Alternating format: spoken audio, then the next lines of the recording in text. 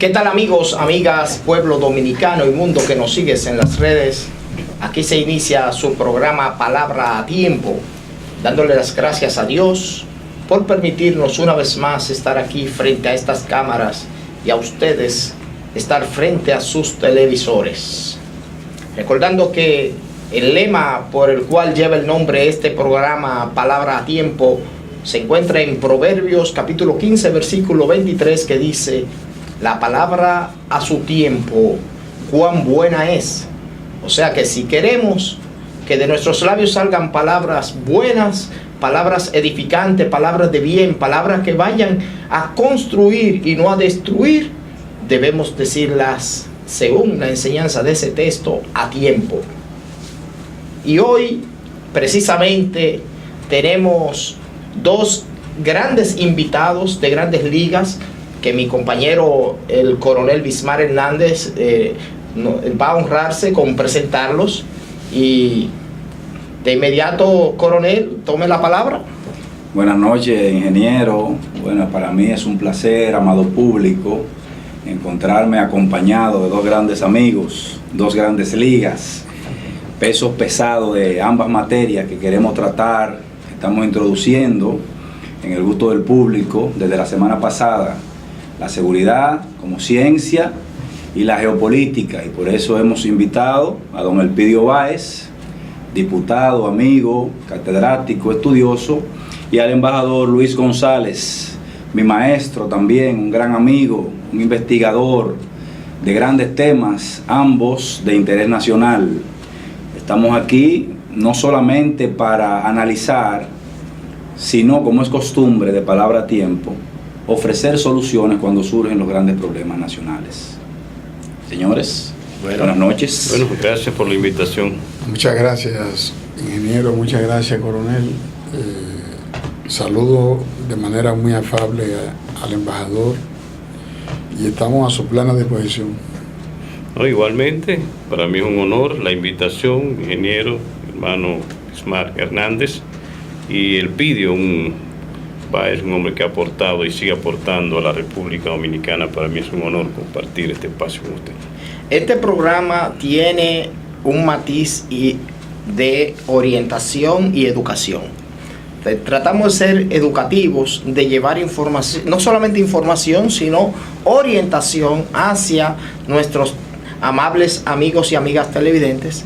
Por lo tanto, la presencia de ustedes nos honra, porque sabemos que ambos son educadores y que de aquí va a salir un programa educativo para que todo el pueblo dominicano y nuestros amigos y amigas que nos ven a través de las redes en todo el mundo puedan recibir esas sabias orientaciones de ustedes.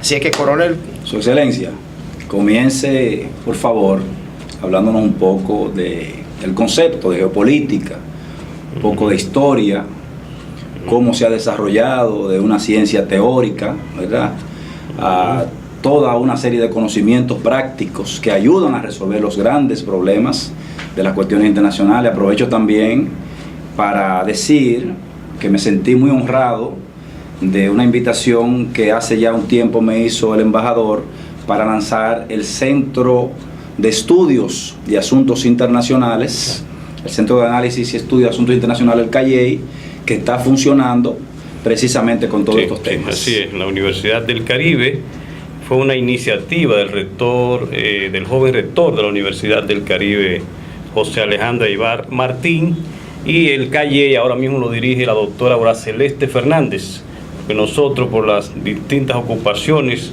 tanto en Cancillería como en otras, no pudimos asumir de manera permanente la actividad en CAIEI, pero sin embargo seguimos ahí como asesor.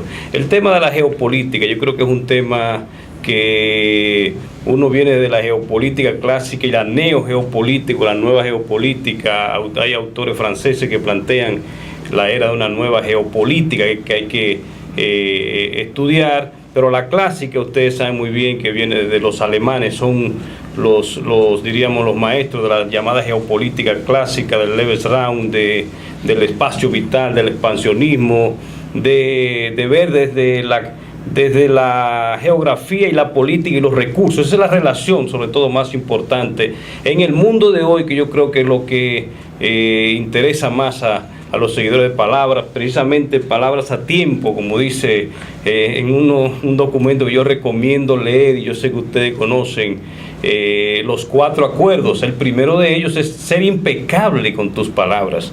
Y la palabra a tiempo precisamente trae consigo ser impecable con sus palabras. Yo creo que de lo más importante es ver cómo está la geopolítica, cómo se está redefiniendo el concepto en la realidad del mundo multipolar en el que estamos viviendo, al que estamos asistiendo. Creo que el papel histórico de los Estados Unidos, que sigue siendo importante, pero entonces viene el ascenso de los demás, como decía un teórico estadounidense, Farid Zakaria, entre ellos China y Rusia. Ya de hecho jugó un papel fundamental en la llamada era bipolar y sigue jugando un papel en esta era. Entonces la alianza de los gigantes, Rusia y China, que además han creado una asociación de cooperación de Shanghái, que ahí tienen bajo su organización a todos los países que Mackinder señalaba como el corazón del mundo. O sea que hay que ver lo que está sucediendo ahora. Los protagonistas son esos que incluso son los miembros permanentes del Consejo de Seguridad de la Organización de Naciones Unidas, Estados Unidos, la Federación de Rusia, China y otros países como el Reino Unido, Francia, Alemania, que juega también un papel importante. Hay que ver en el lejano oriente el papel de Japón, cómo se está redefiniendo. Corea, el tema de la península de Corea, que ahora mismo está en su mejor momento, porque se han acercado los líderes de uno y otro lado de Corea. Creo que con ellos se va a resolver el tema del mar de China Meridional, donde ahí China, conjuntamente con los países Vietnam, Filipinas, Brunei, Malasia, todos reclaman varias islas. O sea, hay que ver lo que está sucediendo también al norte entre China y Japón por la Senkaku o Diaoyu, como le llaman los chinos. Eso es lo que está sucediendo en el mundo de hoy, en América Latina.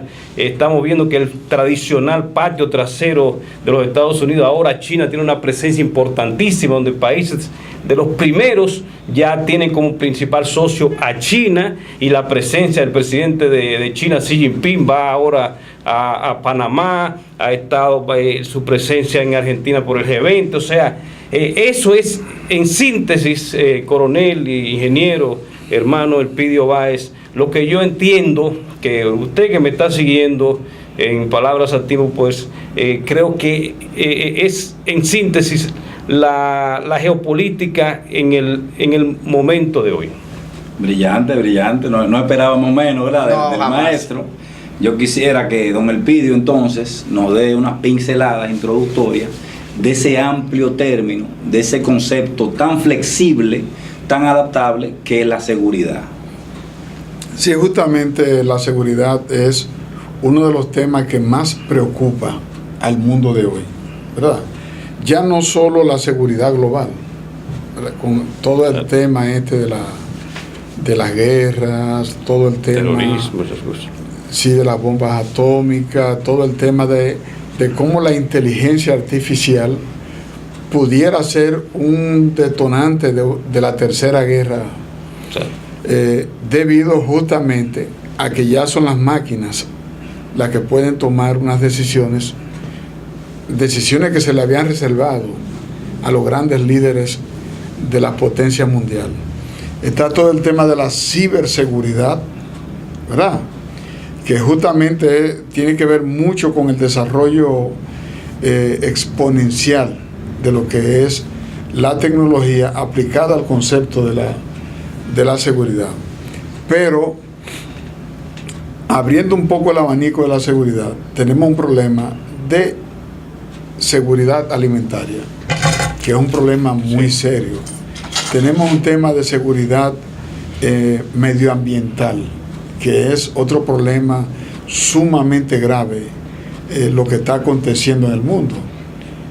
Todo este tema del crecimiento, digamos, en la medida en que el cambio climático se va dejando sentir, tenemos incluso amenaza de desaparición de islas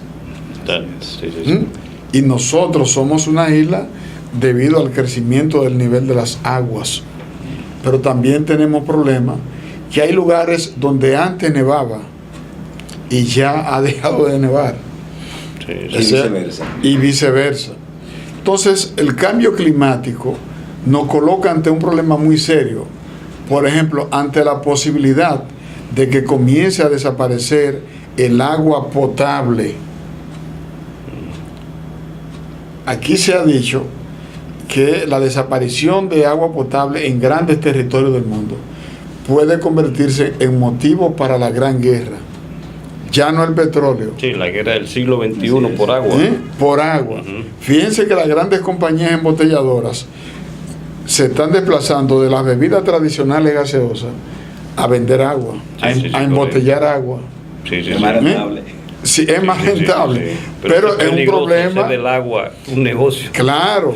Incluso nosotros tenemos problemas en el Congreso porque no hemos podido aprobar el Código del Agua. Sí, la ley. Eso tiene mucho tiempo usted trabajando. Sí, porque cada vez que tratamos de abordar el tema nos damos cuenta de la complicación, de que no es tan fácil gestionar ese recurso vital. Porque hay países que quieren controlar naciones como la nuestra para llevarse el agua y tener garantizado el agua. El recurso imprescindible para la vida por excelencia. Por ejemplo. Sí. Pero en nuestros países tenemos el tema de la inseguridad, ¿verdad? Porque el tema de la seguridad está asociado al desarrollo. En la medida en que los países tienen mayores niveles de desarrollo, tienen una mayor tasa de seguridad. La población se siente más segura por dos razones. Primero, porque hay un crecimiento económico que permite financiar la seguridad.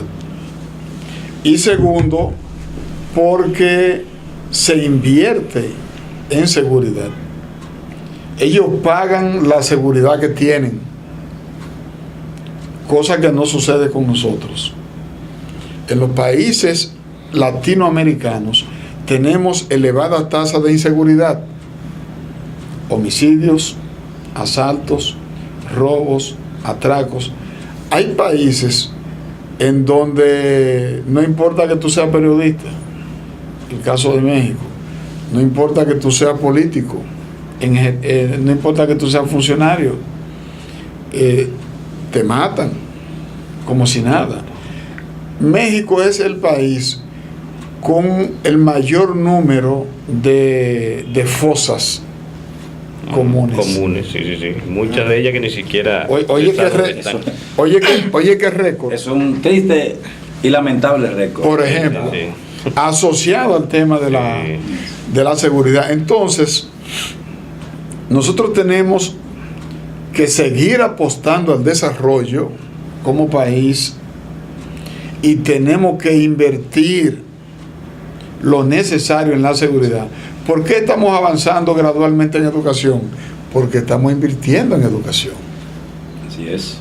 Entonces, lo mismo que se invierte en educación debería invertirse en seguridad, porque aquí la seguridad se ha ido privatizando y tienen ciertos niveles de seguridad las personas que lo pueden pagar. Entonces la seguridad es un bien colectivo y no un bien individual que tú puedas privatizar. Eso es un tema que no debería. ¿Verdad? Sí, señor. Por ejemplo, tú tienes la Policía Nacional. Hay que invertir lo necesario para especializar ese cuerpo y elevar el nivel de profesionalización del policía. Nuestras Fuerzas Armadas también hay que invertirle. Para la defensa. Para la defensa. Mejorarle los sueldos a todos esos servidores. Comenzando por ahí. Sí, comenzando por ahí. Comenzando por ahí. Otorgarle dignidad. Claro.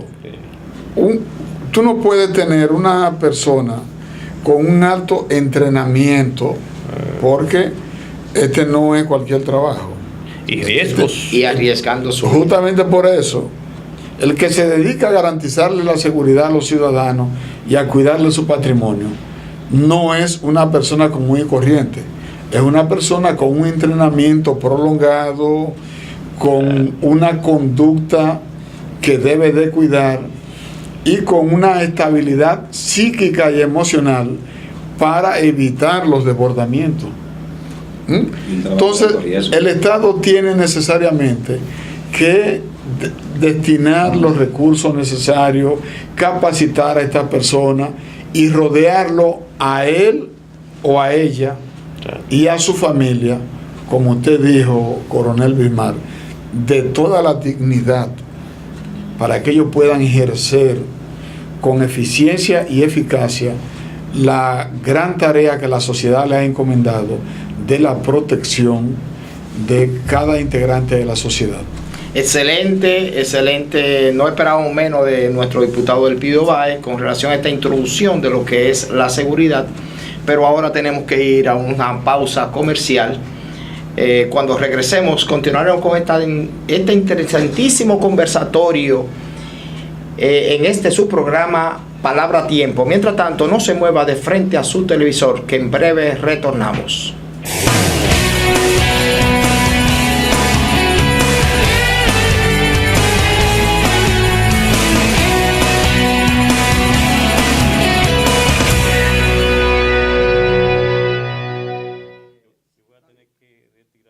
¿Te ha pasado que luego de todo un día de trabajo vas a un banco, pero cuando llegas ya han cerrado? O quizás has tenido que manejar 30 minutos para ir al banco cuando en realidad tenías una sucursal muy cerca de ti.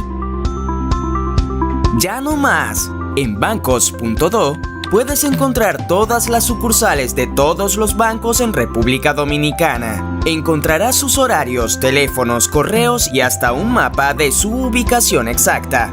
Podrás filtrar por pueblo o ciudad, si abre los domingos, si abre de noche, si está en una plaza o buscar la palabra clave que deseas. También podrás valorar cada sucursal.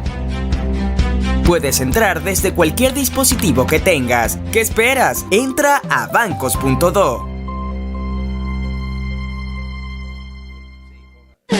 La Sala Ravelo del Teatro Nacional despide su temporada 2018 con la afamada producción de Genios y Locos, Todos Tenemos un Poco, del gran autor Carl Whitlinger, con las actuaciones estelares de Exmen Carvajal y Johnny Mercedes, bajo la dirección de Germana Quintana. 2 grandes actores, 7 maravillosos personajes, en solo 7 funciones, desde el 29 de noviembre hasta el 9 de diciembre. Información y boletas en Nueva Tickets y en el Teatro Nacional.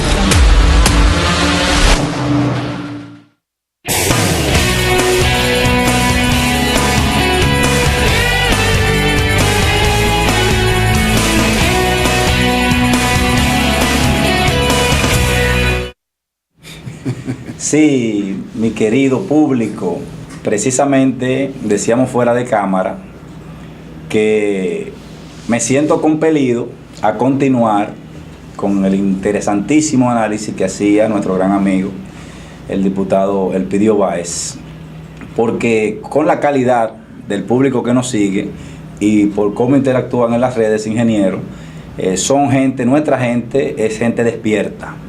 Ya ellos se han dado cuenta para este momento el gran vínculo y la gran influencia recíproca que tendrían la geopolítica y la seguridad y lo amplia que es la seguridad. Así yo haciendo una notita rápida de cuando hablaba nuestro amigo Elpidio, abuelo de pájaro, se puede hablar de diferentes acepciones de seguridad, entre ellas seguridad internacional, seguridad nacional, seguridad pública, seguridad privada, seguridad ciudadana, seguridad militar, seguridad policial, seguridad fronteriza, seguridad aeroportuaria, portuaria, seguridad humana, seguridad alimentaria, seguridad hídrica, seguridad ambiental, seguridad sanitaria, vial, seguridad jurídica, seguridad social y seguridad física. Y de cada una de esas ramas de la seguridad se podrían desagregar o desprender otras ramas o quehaceres del saber. Pero lo más importante es, y trayendo a colación nuestro otro eje de análisis, es que la seguridad también es una necesidad y una sensación. De hecho, Abraham Maslow, en su famosísima pirámide de las necesidades humanas, la sitúa como la segunda necesidad de los seres humanos. Después de la necesidad biológica, agua, abrigo y alimento, Maslow habla de la necesidad que tiene el ser humano de la seguridad y protección. Por eso inquieta tanto a la ciudadanía cuando hay eventos o cuando hay episodios que debilitan esa sensación de seguridad. Porque como yo aprendí cuando tenía el honor de compartir aula con don Elpidio, con esa claridad y esa brillantez que él tiene para expresar sus ideas, que esa sensación de seguridad no es más que la ausencia de amenaza, no de riesgo, porque el riesgo existe siempre, hay riesgo siempre. La ausencia de amenaza es lo que nos va a dar la seguridad. Y volviendo a la geopolítica, ¿qué es lo que sería una amenaza para la seguridad internacional? Bueno, la misma Carta de Naciones Unidas describe ampliamente cuáles son las amenazas a la paz y la seguridad internacionales y cuáles serían las medidas y cuáles serían los mecanismos que deberían actuar para prevenir los actos de agresión o las amenazas a la paz y a la seguridad internacional, entendiendo también el máximo organismo internacional que el valor más sagrado de la humanidad es la paz. No sé si estamos de acuerdo. Totalmente de acuerdo. Y justamente basado en ese concepto es que los líderes de las grandes naciones se pusieron a trabajar para crear y darle forma a una organización internacional que contribuya a crear un balance que garantice la paz internacional.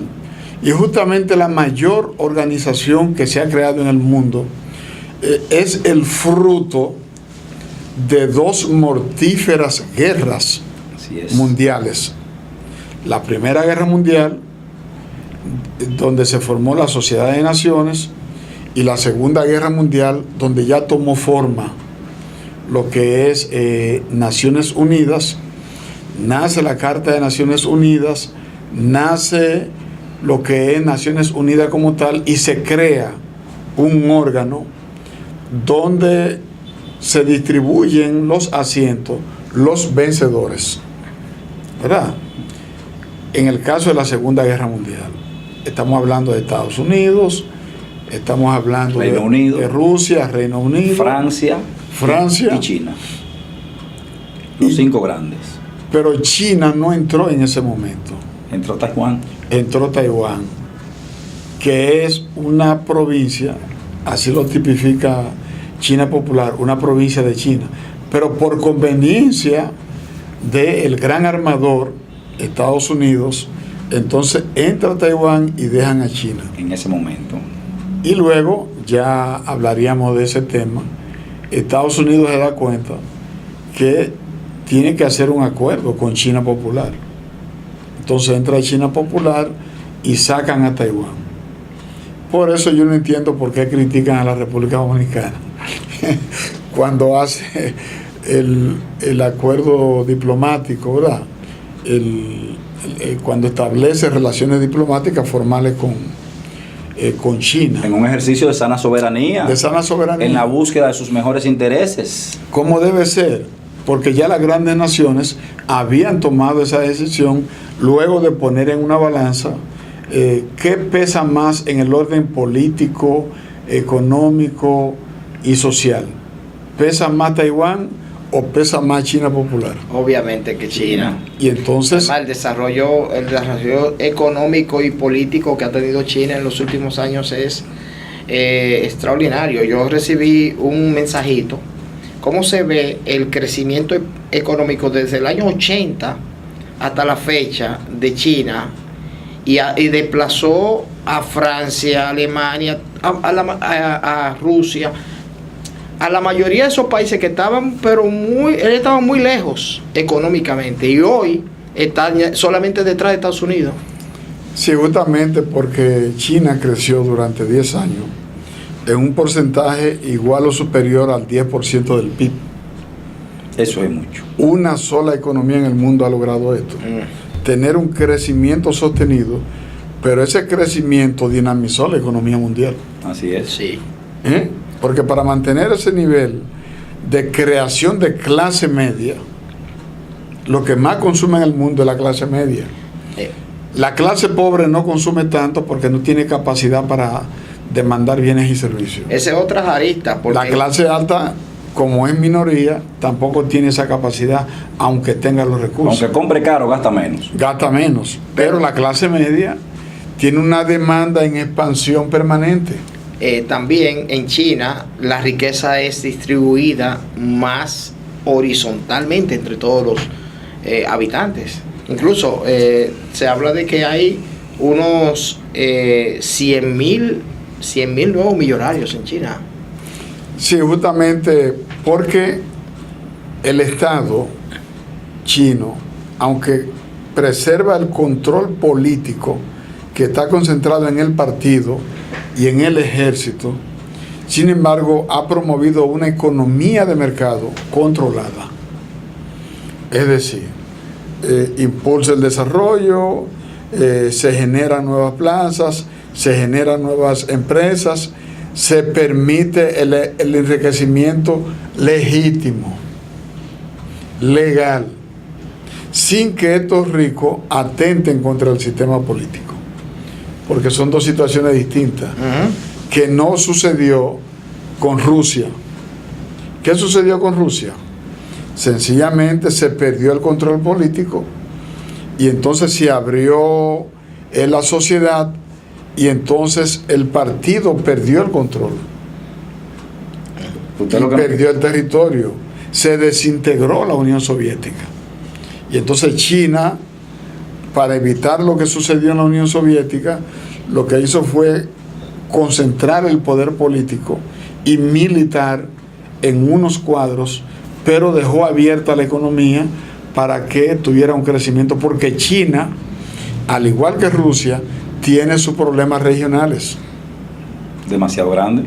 Muy grande, pero tiene problemas serios. Y todo lo que es grande se puede fragmentar. Ellos tienen problemas regionales serios.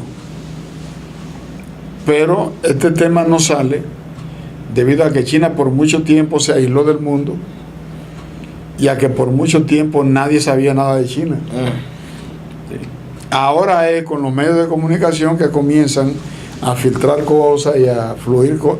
Pero China es un imperio tan grande, una nación tan grande, que Francia no lo pudo destruir, a pesar de que atacó China. Inglaterra no lo pudo destruir con el tema de la guerra del opio. Del opio, sí. Japón, con sus incursiones en China, con el tema de Formosa, con su ataque, tampoco lo pudo destruir. ¿Por qué? Porque es un territorio tan inmenso que el que le declara la guerra a este país no le está declarando la guerra a un pedacito del país. A un pedacito del país. Y entonces económicamente no es rentable mantener una guerra por tanto tiempo. Porque las guerras cuestan. Y cada vez las guerras son más rápidas. Los ataques son más rápidos, las escaramuzas y demás. Pero tú no puedes mantener una guerra por tanto tiempo en una nación tan distante de la tuya. Así es. Así es. Ahora tenemos que volver a otra pausa comercial.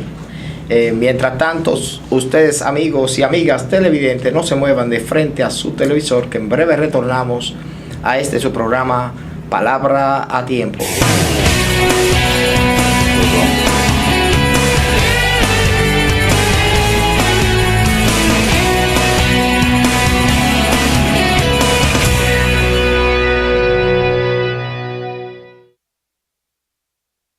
¿Te ha pasado que luego de todo un día de trabajo vas a un banco, pero cuando llegas ya han cerrado? O quizás has tenido que manejar 30 minutos para ir al banco cuando en realidad tenías una sucursal muy cerca de ti. Ya no más. En bancos.do puedes encontrar todas las sucursales de todos los bancos en República Dominicana. Encontrarás sus horarios, teléfonos, correos y hasta un mapa de su ubicación exacta. Podrás filtrar por pueblo o ciudad, si abre los domingos, si abre de noche, si está en una plaza o buscar la palabra clave que deseas. También podrás valorar cada sucursal. Puedes entrar desde cualquier dispositivo que tengas. ¿Qué esperas? Entra a bancos.do. La Sala Ravelo del Teatro Nacional despide su temporada 2018 con la afamada producción de Genios y Locos, Todos Tenemos un Poco, del gran autor Carl Whitlinger, con las actuaciones estelares de Exmen Carvajal y Johnny Mercedes, bajo la dirección de Germana Quintana. 2 grandes actores, 7 maravillosos personajes, en solo 7 funciones, desde el 29 de noviembre hasta el 9 de diciembre. Información y boletas en Nueva Tickets y en el Teatro Nacional.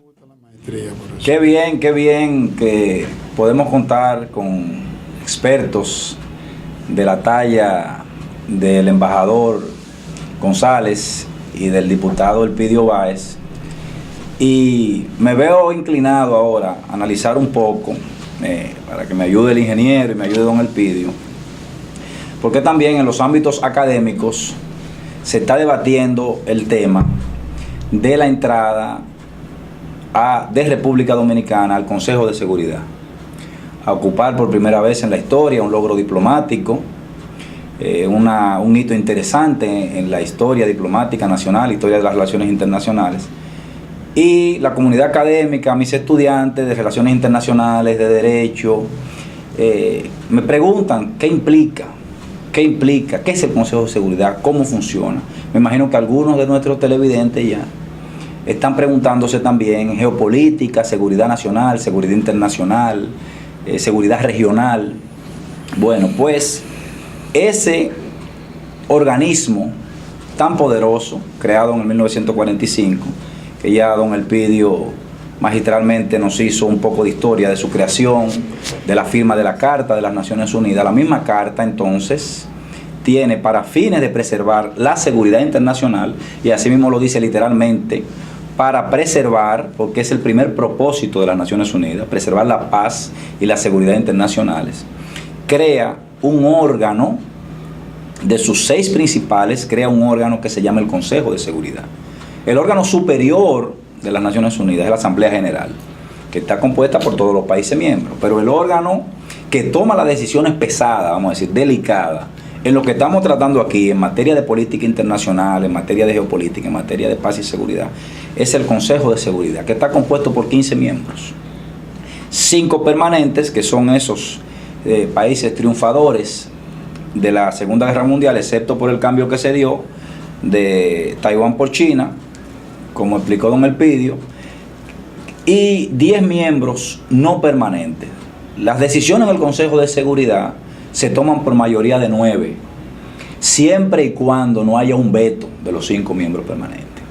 ¿Qué quiere decir esto? Que si ahora mismo surgiese una situación que ponga en peligro la paz y la seguridad internacionales, se reuniría el Consejo de Seguridad y tomaría una decisión. Que esa decisión, como dice la misma Carta de Naciones Unidas, puede implicar alguna medida coercitiva, no necesariamente llegando al uso de la fuerza, tomando como base de referencia el capítulo 6 de la Carta, que puede incluir bloqueos, sanciones, corte de líneas aéreas, navales, ferroviarias. Pero si esas medidas resultan insuficientes, entonces la Carta, que tácitamente prohíbe el uso de la fuerza en las relaciones internacionales, precisamente para preservar la paz y la seguridad, entonces la Carta habla de un primer supuesto en el que se puede usar la fuerza, que sería por un mandato del Consejo de Seguridad. En base al artículo 42 de la Carta, el Consejo de Seguridad tomaría las medidas que considere necesarias para preservar la paz y la seguridad internacionales, y esas medidas incluyen el uso de fuerzas terrestres, navales y aéreas. Y cuando los estudiantes no me comprenden, y si el público no comprende, qué es la preservación de la paz y la seguridad por cualquier medio que incluya fuerzas navales, terrestres y aéreas, yo les digo, eso es bomba y cañonazo. Eso es misiles, eso es tiro, tropa, paracaidistas, buzos, submarinos, porque si bien es cierto que el órgano o el organismo busca por todos los medios, y la misma carta habla de medios pacíficos de solución de controversias, y ahí está la Corte o el Tribunal Internacional de Justicia, que tiene funciones consultivas y contenciosas para seguir buscando soluciones pacíficas a los problemas que se susciten entre las naciones. No es menos cierto también que cuando se produce una agresión o cuando hay una situación que atente contra la paz y la seguridad internacional, lo que busca la comunidad internacional es no llegar a una gran guerra, a una tercera guerra mundial, porque fue mucho el sufrimiento. De hecho, hay algunos analistas, algunos teóricos, que dicen que el siglo XX fue un siglo funesto para la paz, porque tuvimos la Primera Guerra Mundial del 1914 al 19, la Segunda Guerra Mundial del 1939 al 45, pero a continuación vino la Guerra Fría, que si bien es cierto que fue fría, no fue tan fría en Corea, en Vietnam, en Laos, la crisis de los misiles de Cuba y otros tantos puntos calientes en el mundo entre 1945 al 47 y 1991, con el desmembramiento de la Unión Soviética, la desarticulación del Pacto de Varsovia, que fue la contraparte al Tratado de la OTAN, que fueron dos bloques que se armaron para la defensa colectiva del grupo de países que representaba el capitalismo y el grupo de países que representaba al comunismo post Segunda Guerra Mundial. Pero, sí. ¿cuál es para concluir ¿cuál es el segundo supuesto en el que se podría usar la fuerza en las relaciones internacionales para que nuestros amados televidentes entiendan toda esta situación de la seguridad internacional? Ya dijimos que el primer supuesto que prevé la Carta es mediante una resolución del Consejo de Seguridad. Hay otro supuesto que prevé la misma Carta en su artículo 51, y es que dice la Carta que nada de lo dicho en la misma Carta puede anular el derecho a legítima defensa que tienen los estados. O sea, está prohibido que yo use la fuerza. Yo tengo que ser compromisario de la seguridad internacional, pero si a mí me atacan, yo tengo derecho a defenderme. Claro. Ahora, esa legítima defensa tiene tres supuestos: necesidad, inmediatez y proporcionalidad. Tiene que haber una necesidad cuando se produce ese acto de agresión, tiene que ser de inmediato, yo no me puedo rearmar, replegarme para después atacar más adelante, y tiene que ser proporcional. Ahora bien, una vez se produce esa defensa, yo tengo que notificarle al Consejo de Seguridad, porque eso puede provocar una escalada.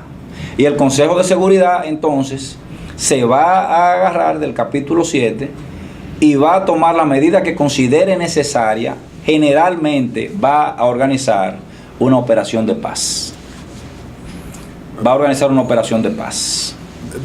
Es bueno comentar, Bismarck, ingeniero, que el hecho de que se haya formado en las Naciones Unidas luego de dos cruentas guerras, actualmente hay más conflictos que al momento de aprobarse la Organización de Naciones Unidas. Oigan bien, es decir, se crea Naciones Unidas para garantizar la paz y la seguridad en el mundo. Y luego entramos en el periodo de Guerra Fría. Sin embargo, el número de conflictos que vive el mundo de hoy es mayor que los conflictos que dieron origen al nacimiento de Naciones Unidas. Y tiene un poco de lógica eso, porque en ese momento no había fuerza para seguir peleando. De modo que ese es un elemento que hay que resaltar.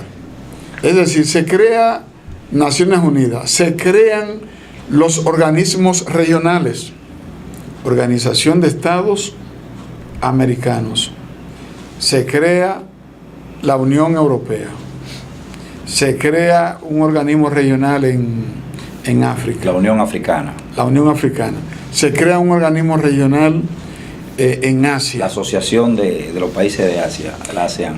Y aún con todos estos mecanismos, y aún con la capacidad de veto del Consejo de Seguridad, sin embargo, el mundo hoy es menos seguro que entonces. Así es. Y ese es un elemento que hay que tomar muy en cuenta y que hay que examinar una serie de situaciones que se han presentado. Por ejemplo, a veces las grandes naciones que tienen capacidad de veto son las primeras en violar los acuerdos del mismo Consejo.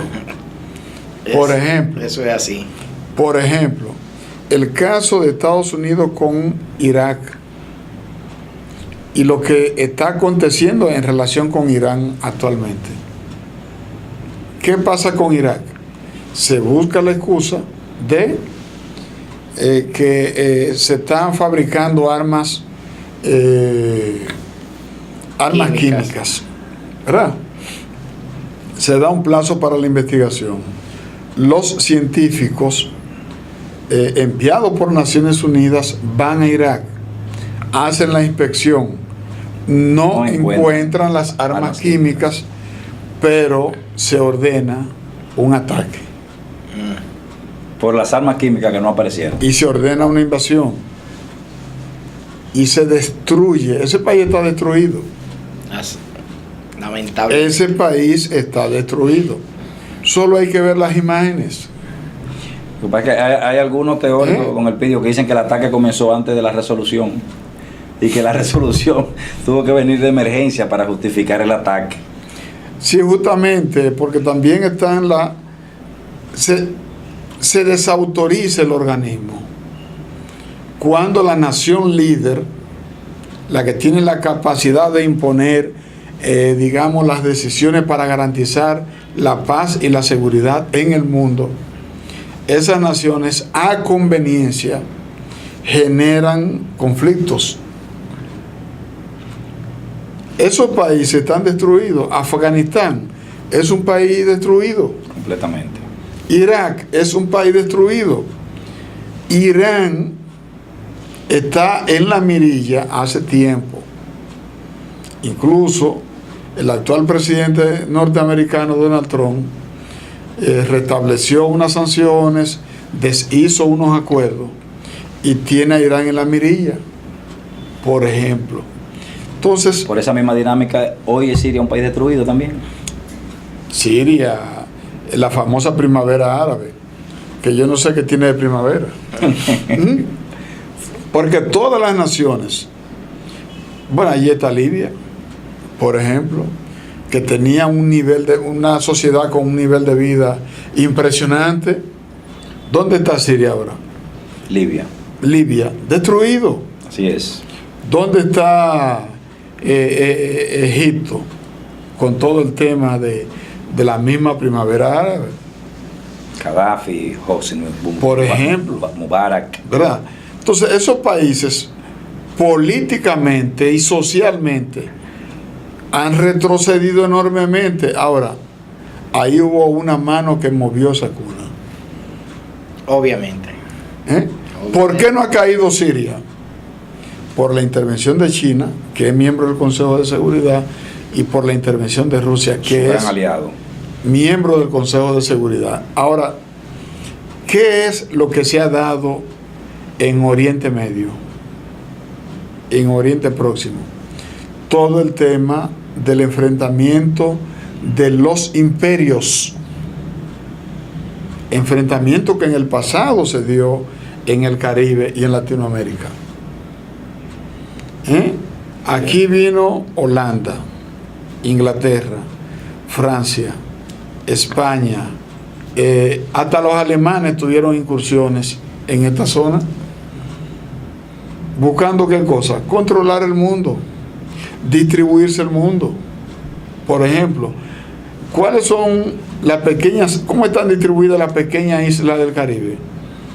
Una le responde en España, otras le responden a Holanda, otras son inglesas, islas inglesas, y otras son islas americanas y otras francesas. Yo pienso que el mapa de Gran Caribe Por es ejemplo, el mejor ejemplo para estudiar la geopolítica. Claro, eso está claro. Ahí está Bosch con el Caribe Frontera Imperial. Un texto exquisito y profundo de lo que es geopolítica, estudiando justamente Latinoamérica. Incluso el mismo nombre de Latinoamérica, hay desacuerdo, porque hay quienes no saben definir ni ubicar qué cosa es qué cosa es Latinoamérica, cómo combinar Centroamérica, Suramérica, con Norteamérica y el Caribe. Entonces, todo este tema de las relaciones internacionales, al momento de hacer un análisis geopolítico, es bastante complejo. Por eso se está proponiendo una reforma de Naciones Unidas, reformar los órganos y reformar también la integración de los órganos principales. Por ejemplo, tenemos el Consejo de Seguridad. ¿Cuántos países lo integran? 15. Sobre todo los que tienen capacidad de veto. 5. Entonces, hay quienes están proponiendo que sean más países Pero, los que participen. diputado, disculpa la interrupción. Sí. Tenemos que ir a una pausa. Está muy interesante, pero cuando retornemos, perdón, que tengo una tos alérgica, Sí. queremos que usted no continúe con ese tema. Mientras tanto, no se mueva de frente a su televisor, que en breve retornamos a su programa Palabra a Tiempo.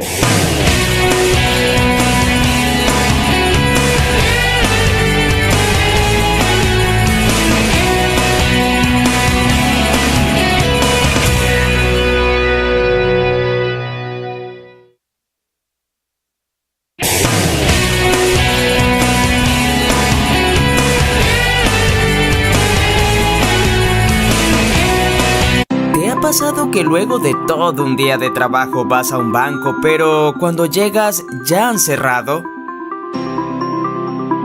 O quizás has tenido que manejar 30 minutos para ir al banco cuando en realidad tenías una sucursal muy cerca de ti. Ya no más. En bancos.do puedes encontrar todas las sucursales de todos los bancos en República Dominicana. Encontrarás sus horarios, teléfonos, correos y hasta un mapa de su ubicación exacta. Podrás filtrar por pueblo o ciudad, si abre los domingos, si abre de noche, si está en una plaza o buscar la palabra clave que deseas. También podrás valorar cada sucursal. Puedes entrar desde cualquier dispositivo que tengas. ¿Qué esperas? Entra a bancos.do. La Sala Ravelo del Teatro Nacional despide su temporada 2018 con la afamada producción de Genios y Locos, Todos Tenemos un Poco, del gran autor Carl Whitlinger, con las actuaciones estelares de Exmen Carvajal y Johnny Mercedes, bajo la dirección de Germana Quintana. 2 grandes actores, 7 maravillosos personajes, en solo 7 funciones, desde el 29 de noviembre hasta el 9 de diciembre. Información y boletas en Nueva Tickets y en el Teatro Nacional.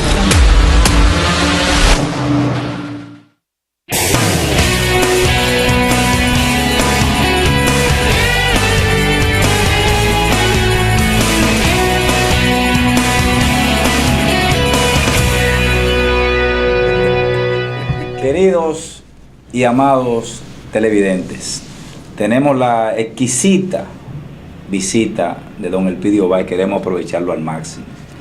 Ya ustedes ven que nos ha dado cátedra de seguridad internacional, continuando con esa relación indeleble que hay entre la geopolítica y la seguridad.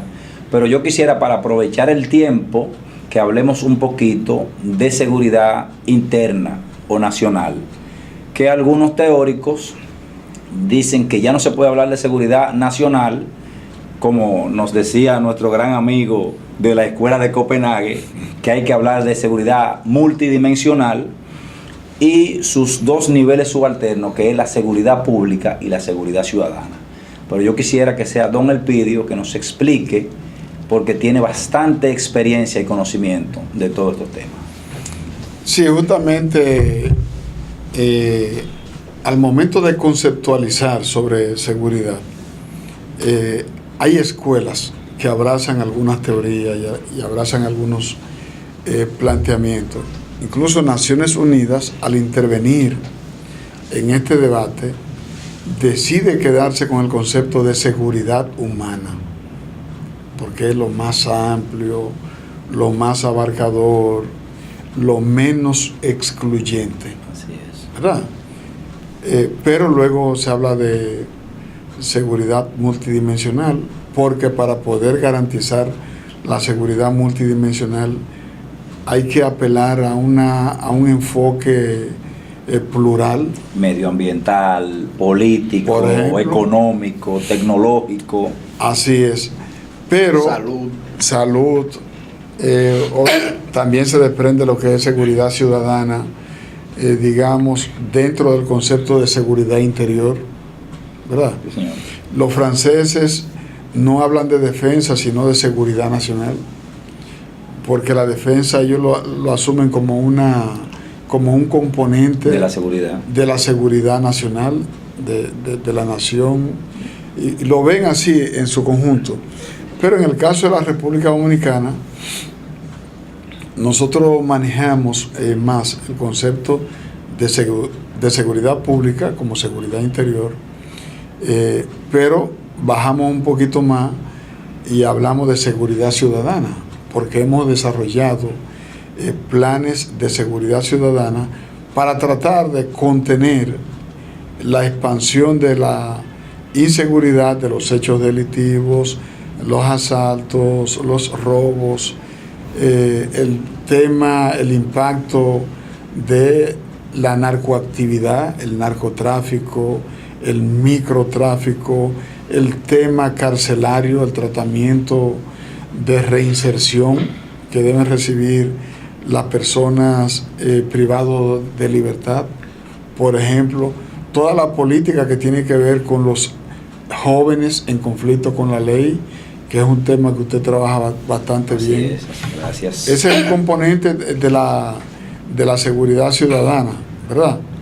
De modo que en el caso nuestro, y mirándola, hay un elemento que quiero destacar, y que usted lo abordó cuando estaba enlistando los conceptos de seguridad que se han venido manejando, y es la seguridad vial.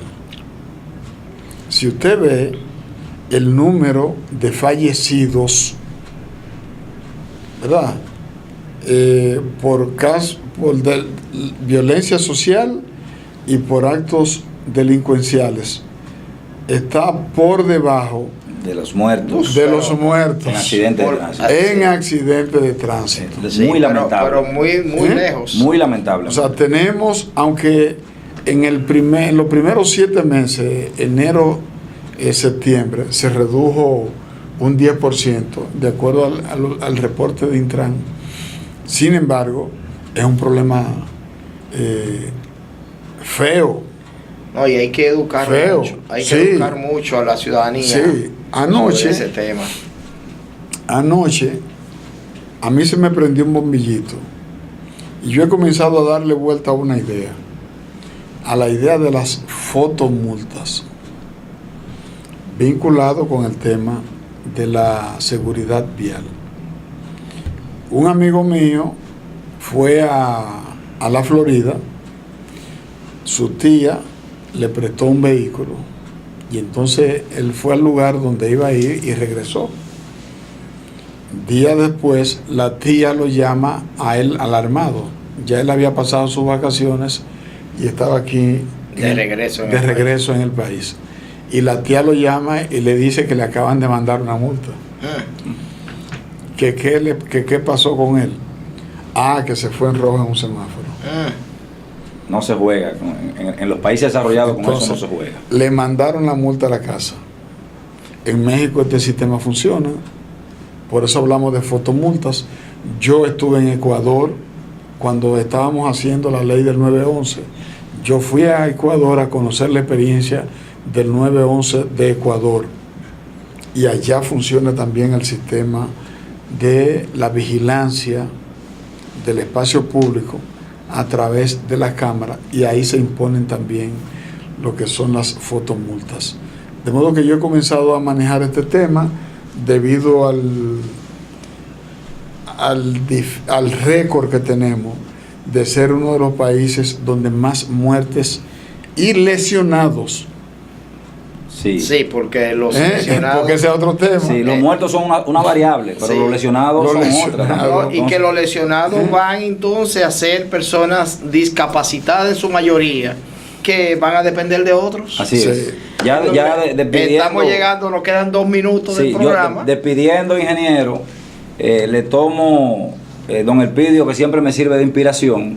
Creo que nosotros debemos hacer un programa de delincuencia juvenil como el preámbulo de esa delincuencia, de esa criminalidad adulta, pero además debemos hacer un programa de seguridad vial, para lo cual se me ocurre que podemos invitar a Amado Arias, que es un entusiasta, es una persona que de manera voluntaria está invirtiendo muchísimo talento y muchísimos recursos en este tema, en el tema de la seguridad vial, que si mal no recuerdo, debemos andar entre los 23 y 25 muertos por 100.000 habitantes en accidentes de tránsito, que para una población de 10 millones de habitantes nos arrojaría un número absoluto de entre 2.300 y 2.500 muertos en accidentes de tránsito al año, que eso es mucho. Es mucho. Eso es demasiado. Es una locura. Entonces, como este programa también tiene un espíritu propositivo, yo pienso que ese amigo televidente que nos está viendo, la primera medida que debería tomar en materia de seguridad personal y de su familia es cumplir con la ley de tránsito, sobre todo si usted es motorista, porque los motoristas son los que más muertos y heridos le aportan el porcentaje a la cifra de accidentes de tránsito. Ande con casco, con seguro, con licencia, no con matrícula, tanto. En 2 gomas, no ande por la acera, no ande borracho en un motor, ande con luz. Los fines de semana largos, la velocidad, son tantos factores de riesgo que si el individuo pone de su parte primero, yo creo que podemos comenzar a bajar estos numeritos tan negativos. Bueno, si quiere decir algo en 30 segundos. Agradecerle a ustedes esta generosa invitación, ponerme a su disposición y felicitarle por la gran labor informativa y de orientación que ustedes están llevando a través de este canal. Bueno, a ustedes gracias por su sintonía. De esta manera hemos llegado ya al final del programa por esta ocasión, y les invitamos a que nos vuelvan a sintonizar a la misma hora y por el mismo canal.